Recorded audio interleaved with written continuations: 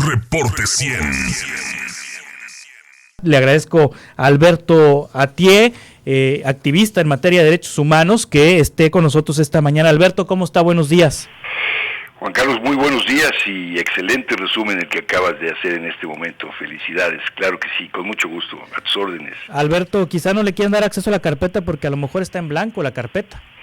No, mira, nosotros por declaraciones públicas en medios, a través de sus abogados y todo, supimos que ya se había hecho la declaración que se requería, porque el apoyo de la FEBIMTRA de entonces, hoy subsecretaria de la Fiscalía nueva que ha surgido, la licenciada Sara Irene Herrerías, no solamente apoyó que se abriera la carpeta de investigación con base en una denuncia, porque no se quería ni eso, y luego ella apoyó precisamente para que se llevara a cabo el proceso de la declaración.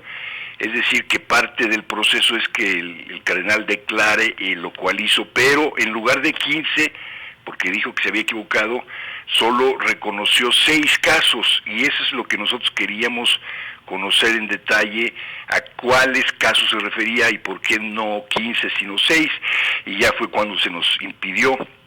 Recurrimos a un amparo, primero ante un juez de distrito, el 10º, que nos lo negó, y luego nosotros, con apoyo y aprobación de él, recurrimos a la Suprema Corte, lo cual pues confirmó la sentencia del juez.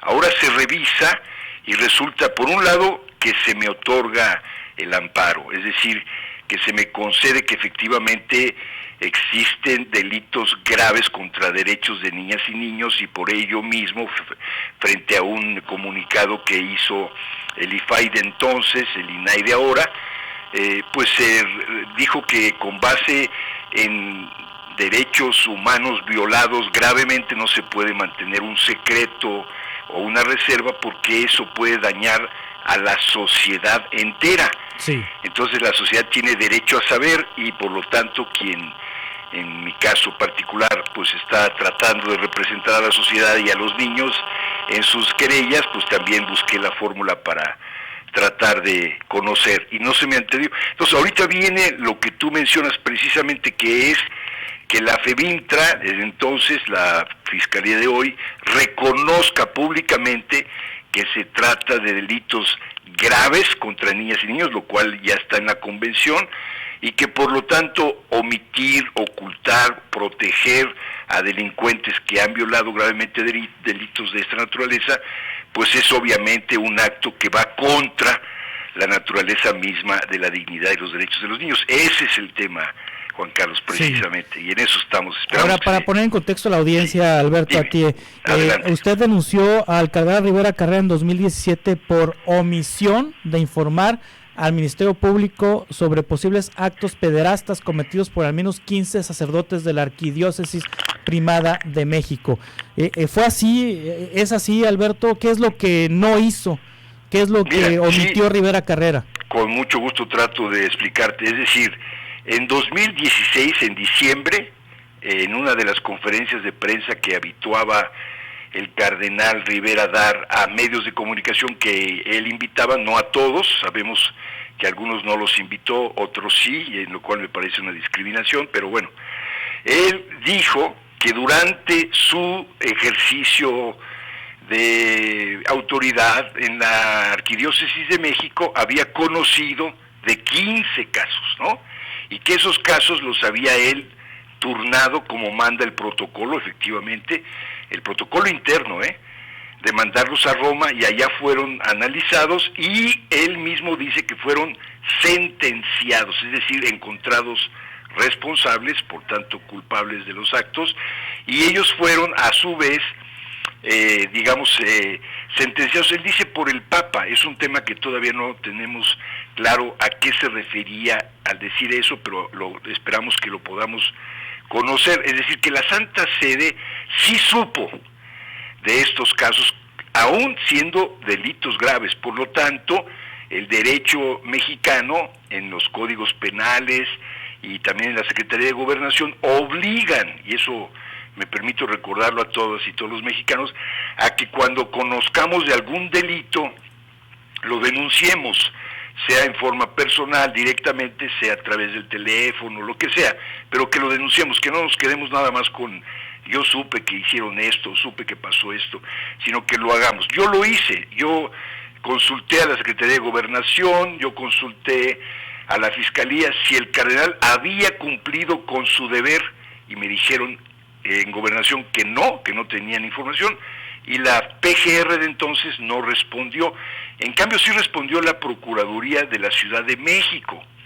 La Procuraduría de la Ciudad de México, como ustedes saben, tenía el antecedente del caso de este muchacho Jesús Romero y del padre Carlos López, sí, que tardó mucho tiempo, que incluso lo habían cerrado porque ya había prescrito, y gracias a una recomendación de la Comisión de Derechos Humanos de la Ciudad de México se reabrió, y por ello mismo el sacerdote fue detenido, está encarcelado, y Jesús Romero pues sigue luchando por lo que considera conveniente de acuerdo con su derecho y su interés. Pero hay ese antecedente, quiere decir que había un conocimiento, fíjate, del mismo cardenal de los casos, que no los reportó a la autoridad competente en México, los reportó a Roma, que sí sabía y que le dio instrucciones probablemente de qué hacer con esos casos, ¿verdad? Nosotros en México no supimos, aunque estuvimos denunciando durante años, esta problemática, y él estuvo negando y evadiendo la responsabilidad como pastor de la iglesia, que lastimando niños de su propia comunidad, de su propia diócesis, no solo aquí, sino también en Tehuacán, no le importó más que proteger a los sacerdotes, ¿no? Los reporta Roma, no los reporta en México, y entonces nosotros presentamos una denuncia para que él fuera a declarar por qué no había denunciado estos casos. Y entonces él dijo que sí lo hizo, pero que solo 6. De esos 6, y además te quiero dar la información no personal, sino de otro medio de comunicación que lleva Radio Fórmula, los otros 5 no fueron ratificados, no sabemos de quiénes se trata, etcétera. Bueno, entonces la idea sería conocer. ¿Por qué?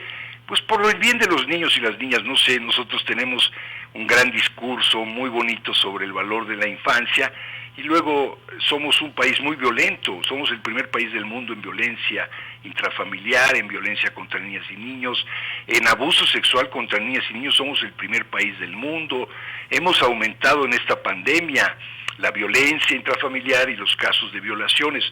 Ve a las mujeres ahorita cómo se están manifestando en las calles, furiosas, porque ni siquiera se les hace caso. Hay todo lo que la ley de la no violencia contra las mujeres determina como violencia institucional feminicida, tal cual así lo dice, ¿no? Entonces es importante saber que dentro de las instituciones de nuestro país, y una institución tan valiosa como las familias en México, pues al mismo tiempo que son valoradas, y así debe ser, también son muy violentas contra niñas y niños. Entonces la idea es terminar con esta modalidad en nuestro país, y esperamos que la Fiscalía se pronuncie en esa línea. Sí se trata de delitos graves contra niñas y niños, y por tanto abrimos la carpeta al quejoso y damos a conocer el contenido a la sociedad, para que la sociedad sepa qué pasa con sus niñas y niños cuando se los confían a otras personas, en particular a personas religiosas. No me refiero únicamente a la iglesia, pero ese aspecto de confianza es muy importante, pero a veces esa confianza es como ciega, la entregamos a los niños sin preocuparnos de que cumplan con su deber. Juan Carlos. Ahora, ¿cuál es la situación legal ahorita del cardenal Norberto Rivera Carrera en el contexto de esta denuncia, Alberto? Pues mira, la situación legal es que la carpeta sigue abierta, ¿no? Sí. Según entiendo. Entonces eso quiere decir que él es una persona que está dentro de un proceso judicial penal. Pero hasta que no se le cite por parte de un juez que acepta ya ves que la carpeta la abre el Ministerio Público, claro, y luego la consigna a un juez y le pide al juez que actúe conforme a lo que ha investigado, que puede ser precisamente que el cardenal Rivera sea llamado a declarar para aclarar.